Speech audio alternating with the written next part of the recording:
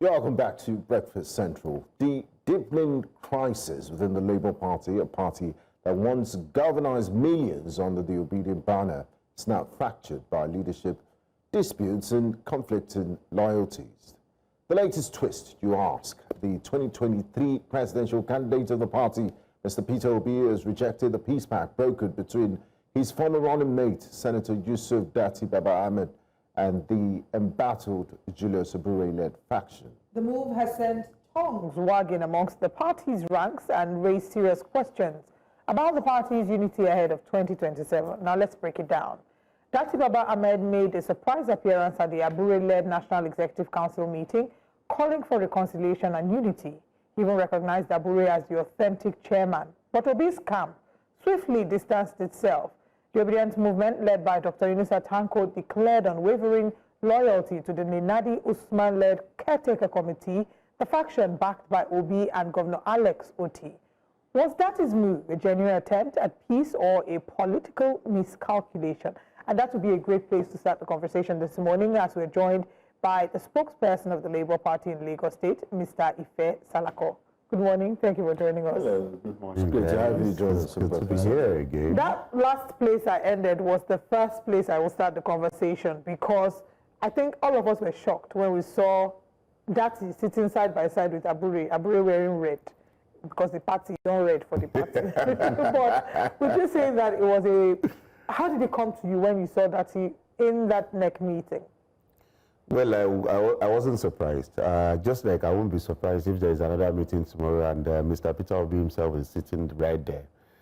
Because it is politics. It is a way to look at things, in different directions. And for the fact that an election happened recently in Lagos State, and whether we like it or not, unfortunately, the Nenadi faction couldn't actually feed any of the candidates. I was really into the process of the election, and I could tell that there are some candidates that were actually coming from that, structure, and they wanted to get, tickets and all, but they couldn't. As a matter of fact, at some point, a letter came from INEC, all the way from Abuja to Lagos, to say, you have to recognize the Abure-led faction, candidates, and that was what sealed it. So, whether the Abure-led faction is the legit faction.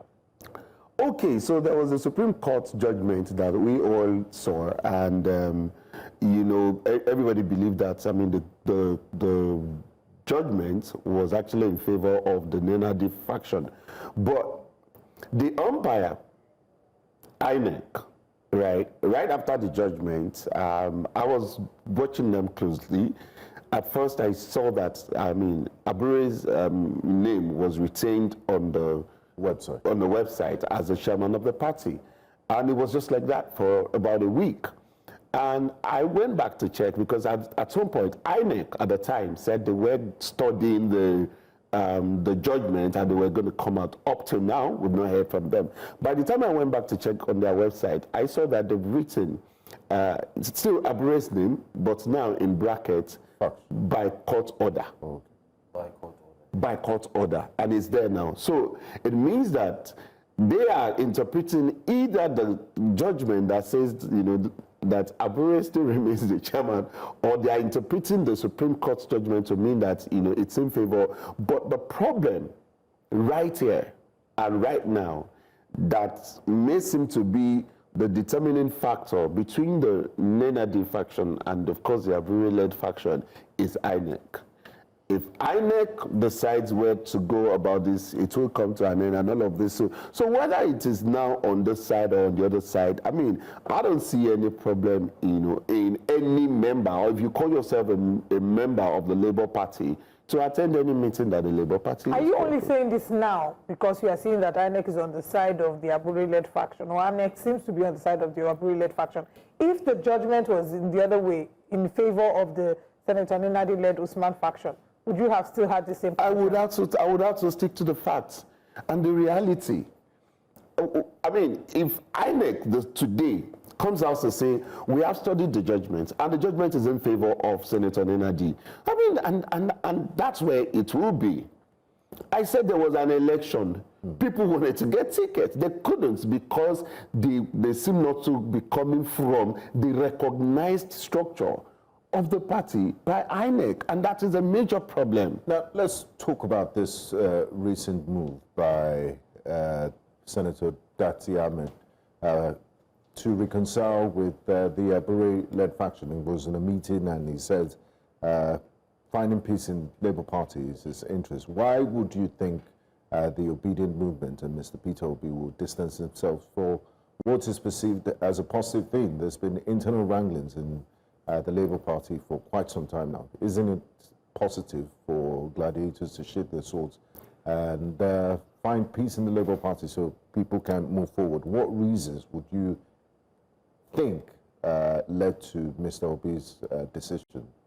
I mean, for all it was, Mr. Obi's major block of followership is with the Obidient Movement, and from all indication, the Obidient Movement, you know, seems to be more sympathetic towards the Nenadi's faction. So it was also kind of like, I'm sure it was to some extent shocking to some of them to even see Datti in that. So and it's not. It's not far-fetched to see that the Obidient structure, because the statement as it is, although, I mean, the way the media will coin it is that Peter Obi distanced himself, but it was Dr Yunusa Tanko that actually spoke and said, Obidient Movement. For the Obidient Movement, apparently, you know, that they, as the Obidient Movement, does not recognize that meeting. They were not informed about it. They were not, you know, carried along with, you know, in that meeting. And so, if Mr. Datti on his own was invited for the meeting, it is all well and good. And for all his worth, I mean, there was going to be a twist at the end of the meeting, claiming that, oh, Datti has gone to take the presidential, you know, candidacy of the Labour Party, which was outrightly wrong. Thankfully, he said it, you know, clearly that he was there for peaceful, you know, moves to see how we can bring everybody together and get things done and move forward. Because for me, as a person, I think the more divided we are, you know, the better the ruling, you know, party, you know. So I just see. I want everybody to come together. If the Abure-led faction is going to sit with Nenadi tomorrow, is going to sit with Mr. Otti, is going to sit with Mr. Peter Obi himself, and say, all of us, let's come together and find a way to save this country. Because, you see, for 2027, for me, it is anything but APC. And that's where I am now. My stand as a person. We made that mistake in the past. It was anything but Jonathan, and we ended up with something. So yes. Metrics. So I insist. Roll this back to 2015. I will still insist that anything but Jonathan. Because you cannot tell me that you met this. I'm an employer of labor. I have managers that are managing my business. And I cannot employ a particular manager who then probably runs down my business. You know, if I'm probably making 100 naira before you came as a manager, and I start making 16 naira, and I'm going to like 14 naira. And I said, no, I don't want this manager anymore. And I'm not going back to the agency who gave me this manager. I'm going to go to another agency to get another manager. If I get another manager, and hold on, and that manager, again, doesn't do what I wanted, I will not go back to the former manager and say, oh, because you ran it down, and this one too is running it down. No, I won't go back. So if I cannot do that to my business, I won't do it to Nigeria. So I hear this thing a lot about, we made, it wasn't a mistake. Jonathan was running the country aground. He was not doing the right thing. He wasn't even in charge. But if you look at the metrics of economic indices, the price of food and what have you, the quality of life, and compare that to 8 years of the APC on the Buhari, you would say I mean, things were... That they made it worse. They don't mean that was doing the best at the time. They made it worse. And we can't now say that, oh, it's almost like saying we have to embrace the worst. What's the guarantee that 2027, your alternative to the APC government of President Tinubu will do a better job? Because the APC structure is a very, very criminalized structure. The APC structure is not a progressive, as it were. I mean, they have it in the name, but it is the opposite, you know, that we're seeing. Of course, from the Buhari, you know, to the Tinubu that we're saying today, you know, I know, because I mean, I'm into this politics, and I know why Nigeria is not moving forward and may never move forward under APC. The APC structure believes and embraces corruption to a large extent. You know, if you're in the APC, look at the governor of Kogi State. You know, what's his name again? The former governor rather of Kogi State. Bello, with 80 billion, you know, naira hanging on his neck. The president from the presidency, he was being congratulated. It was being there are optics. There are things that you can see. You could argue that the case is in court and he's not been convicted, and they were just wishing him a happy birthday. Anyway, from the presidency. Yeah. From the presidency. So, see, let me share a gist here. Internal gist. I'm not going to mention names, but I'm sure people who know this thing knows it. See, there is a governor, right? That was a sitting governor. There is the accountant general of the state who got some money and did not remit it to the governor, but took it to the godfather of the party. The godfather of the party, you know, took the money. The state governor, right, went for the accountant general. It was, according to what we heard, he even went physical, almost like, you know, landing a slap on his face. And this case got to the godfather. And how did the godfather resolve this issue? He said, you brought this money to me, you're going to be the next governor. He became the next governor. That is the APC structure. Wahala.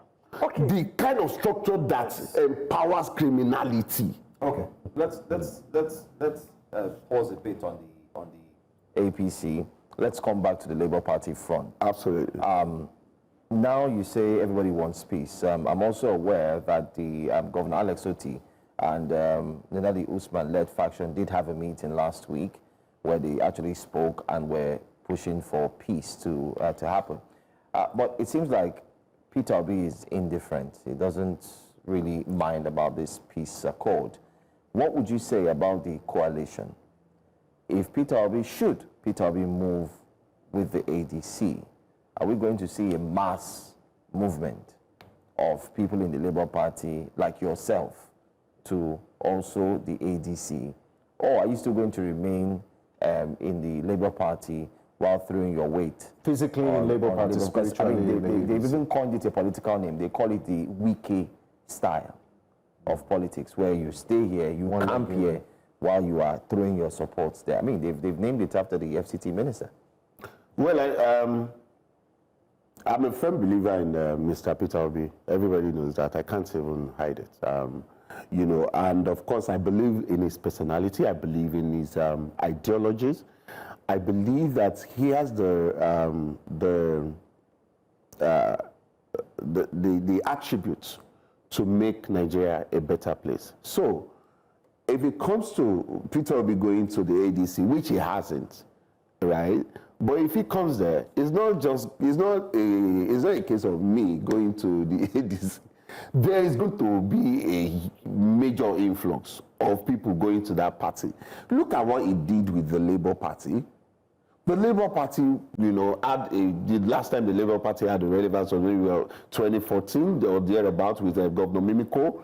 You know, way back then, there was nothing until he moved to the party. The day Peter Obi chose Labour Party instantly got national relevance. If this man decides to go to any other party, you never can tell what could happen. He has a cult followership that you cannot take away from him. So I want to see a peaceful coming back to the first part of what you said, I want to see a peaceful coexistence between the internal structure of the Labour Party and even other parties that are coming together to form the coalition. Because with the coalition, right, there is a major, a good chance of, winning the APC. But this coalition you mentioned is an association of strange bedfellows, and right here, this morning on the show, you have demonized, not to use that word, you've castigated the APC's rulership from Buhari to the 2 years of Tinubu. But a huge majority of the personalities in this ADC just 2 years ago were ministers under the same APC government. So what could have changed? So, Nigeria is so... Is it not still going to be the same APC in another... You cannot... form? It's a case of Jesus and his followers. You will still have that Judas. You can't do without... But when you have 12 Judases, almost 12. God forbid. We can start counting. We can start counting them. No. So here is the thing, right? I was going to say, the Constitution of Nigeria has made, has put too much power in the center. And even some political parties, adopted this kind of thing, including our own Labour Party, right? I'll give you an instance. For the chairman of the party, of the Labour Party, to be removed, for example, right? I believe Article 18 or so of the Constitution states that they have to call a convention. Who is going to call the convention? The chairman. For him to be removed. And of course, he will be the one to call the convention, he will be the one to determine who and who will be there. And so it just means that this person cannot be removed. What am I saying? The too much of power that has been concentrated to the center, it makes it easy or harder for anything to happen in the nation. So if you talk about people that are part of the coalition, yes, they are part of it. But when it comes to who is going to be the president of this country, that is when we will now know if there's going to be a difference, or we're just going to have, same thing coming around. Okay, it feels like there's just a lot, a lot of drama going on here in the Labour Party, because just weeks ago, initially it was the Labour Party saying that there's a ticket for Peter Obi to run unopposed. After a while, they withdrew that ticket. After a while, just 2-3 weeks ago, Arababi was on this show, boiling, saying that they gave Peter Obi 24 hours to 48 hours to leave the party, or else he will open a can of worms and expose Peter Obi. Has he opened a can? Maybe Mr. Peter Obi called to beg. just the way he begged Reno to recommend him to Atiku. So the question now is, how do we navigate all of this? Just last week or 2 weeks ago, he had said, they had withdrawn that ticket, they had asked him to resign from the party. So what will a peaceful resolution look like? If we're hearing on the one hand, Yunusa Tanko, saying what he said with that press release, and we're seeing on the other hand, Datti Ahmed sitting with him to reconcile, what will a peaceful reconciliation in the Labour Party look like? A peaceful reconciliation is just, is between Barrister Julius Abure, Governor Alex Otti, and of course His Excellency Mr. Peter Obi. You see, the day these three people sit down, and of course we have to now bring Senator Nenadi into it. If these four people sit down and say, okay, we want to agree on the way forward, that is peaceful, reconciliation. That is moving forward. There is not going to be anything beyond that particular, arrangement. So every other thing that is happening now is until these people, when they come to this table and they agree, they will agree. They may never even come to it. Unfortunately so, they may never come to it. But at the end of the day, we are all looking for who can actually save Nigeria from the old problem that is facing this country right now. The ADC. Who? The ADC. I said who, not the party, not the structure. And the ADC, do you believe that the ADC can provide the who that will save Nigeria? Because the last time an incumbent was ousted was through a coalition. She's right to ask that question. So of course, the ADC seems to be like the the new bride in town now, and everybody is coming around and swapping around. It's fine. the reality of it is, he might be the one to produce the next major presidential candidate for the 2027 election. And I believe that if anybody emerges through that platform, the person will get some sort of attention, and people would want to know who even if it the is. person that emerges is, for example, Alhaji Atiku Abubakar, because we've seen Dumebi Kachiku saying that he believes the ADC structure is set up to push forward Alhaji Atiku Abubakar. And if you take note, of all the presidential candidates at the last elections, he's the only one that has actually resigned from his party officially to be a member of the ADC. And presidential candidates. Dele Momodu, yes. Dele Momodu didn't run in the last elections now. Well, he never did. Well, I mean, I know I saw his own resignation too. So here's the thing. I'm not privy to the internal conversation of these people at that level, right? There are some conversations that we've heard. I will give just an idea of what might happen that I know of. On a particular space, Mr. Peter Obi himself said, clearly that if I am given a one-term condition to run on the platform of the ADC, come 2031, May 28th, I would not wait until May 29th. I will pack my things and leave. But do you think that's right? Is one term enough to solve the problems? One term of a 4 years. So is that no term. America has not solved their problems to date, but they've moved from where they were to a better place. Nobody is going to solve the problem of Nigeria. In an 8th term, give the person 8 years. The person is not going to solve the problem of Nigeria. The person is going to move us from one particular level in the right direction, and that is what we need. That is what we need. We need to see the trajectory of growth, not regressing. That's the only thing that is missing here. That's what this government has been doing in the last 10 years that they've been there, taking us backwards constantly. So we're saying that one man can take the leadership of this country, and for 4 years, he can put us on the right path. That's all we need. It can be done in 4 years, yes. 4 years? Yes. Okay, when we had Mr. Baba-Ahmed join us, he said, just as Oliver mentioned, that Peter Obi has been suspended. Also, it's 48 hours, which, of course, he decided to let go the second time he joined us. But he made a little announcement that the Labour Party will be unveiling his presidential candidate. It's going to be a woman. I don't know if you are aware. Let me use the word aware, not aware.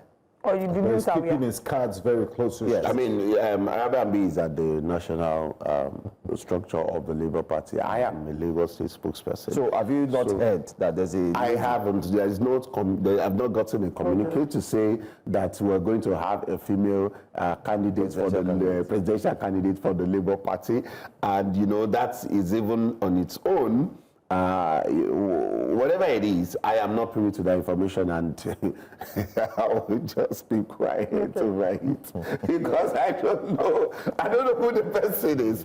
Maybe Olive is there. Olive is there. No, you cannot be me. This question might sound preemptive, but if Mr. Peter Obi doesn't emerge as the preferred candidate of the ADC, would you throw your weight behind the person, the anointed candidate? It depends on it personally, and that's me personally. It depends on the person. It depends on. And do you expect Mr. Peter Obi to support the candidate that emerges if he isn't the one? Because you have serious heavyweight politicians that all want to be president. In the fold of the... I mean, that would be Mr. Peter Obi's call. I'm saying that if another candidate emerges that is not Mr. Peter Obi, and if Mr. Peter Obi is not on the ballot, under another party or any other platform, if the person is worth it, why not? Why not? We can consider. My final question to you would be, in line with what we've seen Datti sit with the Abure-led faction, or because there should be peace, whether we like it or not. And then we're also hearing, like you also mentioned, was Mr. Tanko who made the statement that Mr. Peter Obi did not agree with that. Are you certain that Labour Party will be able to hold its house together before 2027, or are we going to expect any breakup if care is not taken? So just like it shocked every one of us to see Mr. Datti at that meeting, 2 days ago, it may shock you all tomorrow to see Mr. Peter Obi there, and any other person. For me, politics is very flexible, especially the way it is in Nigeria. So anything, 2027, and to even say that this is 2025. But the opposition I think we have long plans past that this is 2025 conversation. 2027 began this is the first time that a president got into office, and right after the first year in office, he has started campaigning for another term. It is ridiculous. He said he's not the one, and it's just the fans that are doing all these things. He's not the one, but of course, he sees this thing when he's coming from the airport now. He can call them and say, who are you people? We have not started work now. Take these things off. He can do it. I don't think we've had it this early in the history of we've never current democratic experience. Super early. Ife Salako, thank you for joining us. We just wait in the next few weeks. We'll see what happens to the Labour Party. If the Labour Party will finally mend fences, and if the female flag bearer will step down. I just want to say finally that I want to use this opportunity to appeal to INEC. INEC should help the Labour Party and do the right thing. That's all I'm just going to say. All right. Thank you. Are you seeking